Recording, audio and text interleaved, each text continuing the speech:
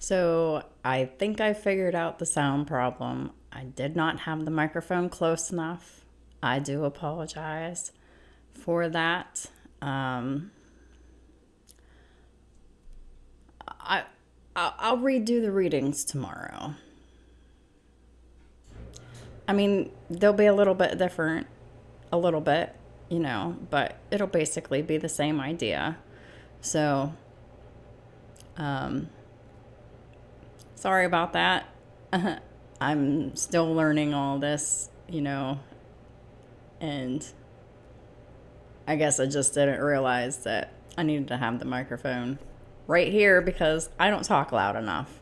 So here it is, and I will be more mindful to have it closer to my face for my readings.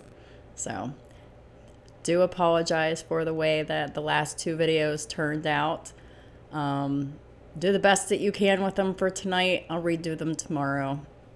I'll still keep them up just because, they're worth keeping the record. But I will redo them so they can be actually heard. So thank you for your patience, and I'll talk to y'all tomorrow. Have a great night.